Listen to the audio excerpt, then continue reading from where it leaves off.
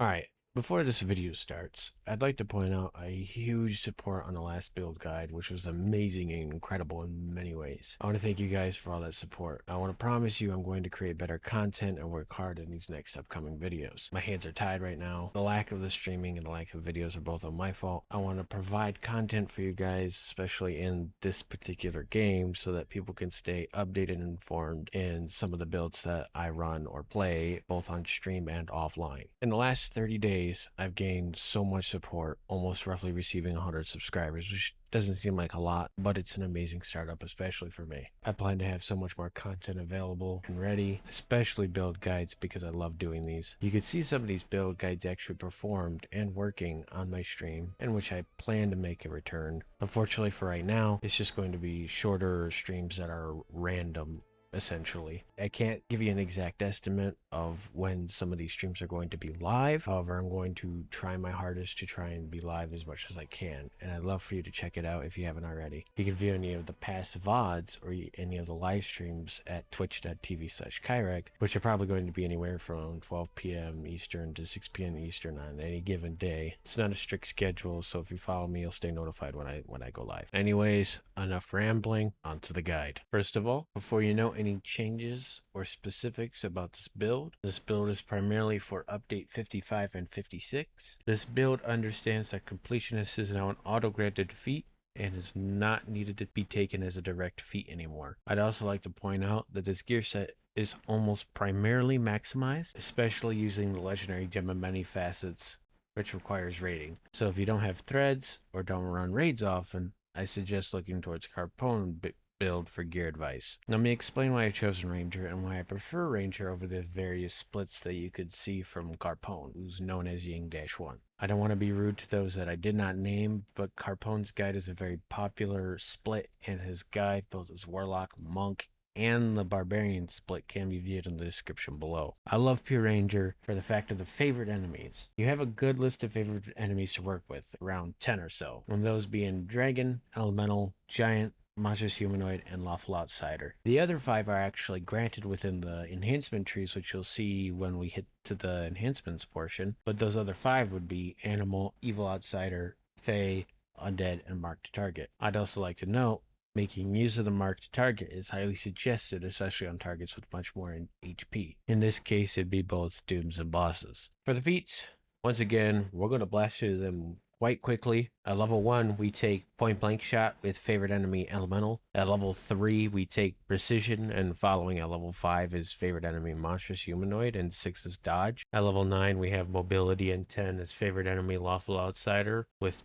level 12 being improved critical range weapon. At level 15, we have shot on the run and favorite enemy giant. And to finish off heroic leveling, we have weapon focused ranged weapon at 18 and favorite enemy dragon at 20. Keep in mind, I use favorite enemy dragon for the end game raid killing time. We also have a belt for that raid too, which you'll see in the gear set later. For the epic and legendary levels, we have combat archery and pure silver at 21 and 22. At 24 and 25 is overwhelming critical and double shot. 27 and 28 is power critical and harbinger of chaos. At level 30 and 31 to finish off is Watchful Eye and Scan of Ethereal Plane. Watchful Eye is used for 5% double shot in the Shoutout champion tree. And level 31, once again, is Legendary Aim. Alright, so for the enhancements portion, as you can see for the Wood Elf, I really shouldn't or don't have to explain anything. It's just my racial past life and my +2 racial tome. As for the Horizon Walker, I took all the cores, including the tier 5s, because all the tier 5s have benefit. Failed attunement gives me an extra threat range multiplier and base attack bonus equal to character level. Banish the Quarry, simple, follows up with Corner the Quarry. Misty Step, once again, if you tumble or you use Misty Step, you gain range power equal to character level. So in this case, you have 32 range power whenever you tumble. We got Power Shot, also really strong. 1d10 force damage per character level, scales with range power, and improves Archer's focus. Stance stacks to 25 instead of 15, as well as it provides 10 double shot. The one thing I don't take is I don't take Scattershot, I don't take Walker's Guidance, I don't take Skilled Navigator, Planner Dodge, Skills, Conjure Arrow, because I have Frozen Terror, and if you level, you can also use the Flame Arrow Scrolls. Next tree is Deepwood Stalker. I put 27 points into it because I wanted the 4 cores for the sneak dice, as well as more fortification bypass, as well as I wanted Leg Shot and Killer, because once I get a kill, that's 5% double shot. It's a lot of damage over time, or if you want to count it, technically it's a lot more chance to do damage. And then Leg Shot is very useful for slowing certain enemies. In this case, I took Leg Shot because certain bosses are affected by this. And in this case, we're talking about Rudis and Project Nemesis, but that's besides the point. I have 3 ranks into Thrill the Hunt, 3 ranks into Favorite Hunter, Aimed Shot, Dexterity, took some melee power in case I run out of haste boost charges, 1 Survivalist, 3 Stealthy, and 1 Increased Empathy. As for the Vistani Knife Fighter tree, as you can see, it's pretty simple. Haste boost because your attack animations are not capped as a bow, and I took the 3 cores. Quick reflexes for the 5% double shot. Knife Juggler you have to take for the 3rd core anyway. But I took 2 Acrobat, I took Undead Hunter for the Undead Favorite Enemy, and then I took Miststalker 1 just for the PRR and MRR because I didn't have anywhere else to put it. And for Falconry, it's just literally for Hunter's Knowledge, which you gain animals as Favorite Enemy. And for those that are wondering where this Favorite Enemy is coming from, this one also right here, I didn't go over it. Favorite Enemy Evil Outsider is there, and that's pretty much the enhancements portion. Really didn't have to go over too much. I took a lot of these based on my preferences. All right, for the Epic Destiny portion, we're going to go over this pretty quick because it's not going to be too much. We're going to get the 4 cores. We have Hunt's End, 3 Good Luck, 3 Wild Magics, the Prism, Stay Loud for a specific reason, and we'll get into that. Obviously, the 3rd tree, as you can see. We have Face Double for 6 double shot, 3 ranks. We have Pin, followed up with Otto's Whistler, or they're immobilized. If they are moving, they get danced. We have the upgraded Hunt's End, which does another 75% damage. Yet again, another Hunt's End damage bonus by 75%. Enemy of My Own, which is Favorite Enemy Fae. Track, which is 2% fortification AC reduction by 1 stacks 10 times. We have Fae Form. While in the mantle, you gain DR Iron and more damage against helpless opponents, and then Double Rainbow. And then tier 5s, I took Nerve Venom, Lore of the Hunt, Failed Attunement, and then the Epic Moment, which is Unexplorable Advance. As for the Shadow Dancer tree, I didn't go too much. I went to the 3rd chord, the Darkest Luck, for no longer failing reflex saves on a 1. To Cover of Darkness 3 times for 3% threat reduction, 1 Stealthy, 1 Intellect, 3 Dance in the Dark for 3 sneak dice, and then 5% Double Strike or Shadow Striker. I also took the Fate Singer tree. I took the 3 cores as well as Harmonic Resonance, which stacks with Stay Loud. Every time you stack, it does 10% more vulnerability to sonic damage, which is 3 times. I took Jack of All Trades for the 3 plus the skills. Rhythm to Rain, which is 35% less threat when dealing damage. I took 3 Rain and then 1 Sonata to Serve for 4 bypass. I believe this is the first life amount of Destiny points. If it isn't, you can obviously change to your likings. I'd like to point out that you really want to get as much threat reduction as possible, so I'm going to show you real quick that I should have 80% threat reduction. I don't have the Essence of Dark Diversion on, but I do have 35% from here, 30% from here. I have 50% from my quiver and 20% from the augment, which I highly recommend getting.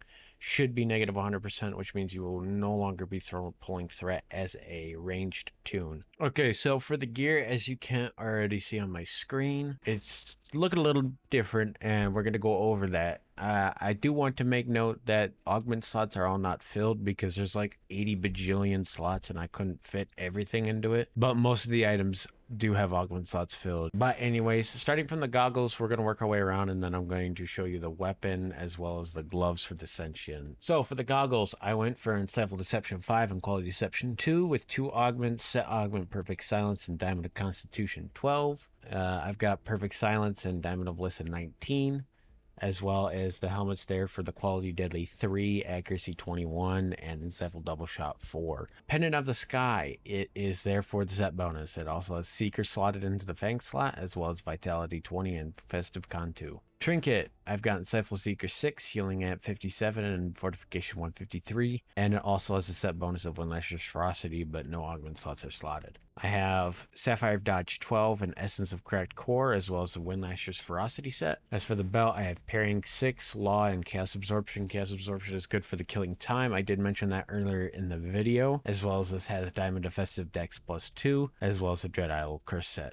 Elemental Acid Ring, I mean, we all know it's for the alchemical earth attunement. It also has perfect silence and insightful con 5 on top of it. For the gloves, I have the scale fang and the claw slot filled. I have dexterity for 15, deception for +12. It doesn't show that it's +12. If you take it off and put it on, it shows that it's actually a +12 bonus, not a +11.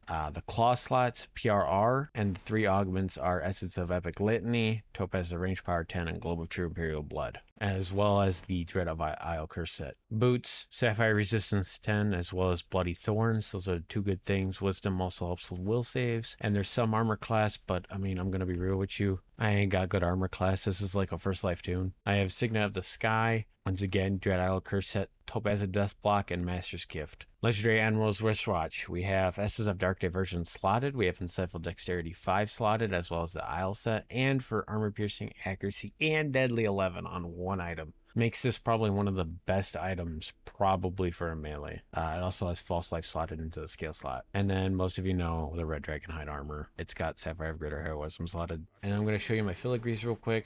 3 spines, 3 cracked, 4 wild hunter. And then on here I have spines raid rare, crack shot, wreath of the flame just for the permanent fire shield, and then wild hunter. And that's pretty much the gear for the ranger. If there are any other questions, feel free to drop them below. I'll make sure to get back to you. Enjoy the build and happy questing.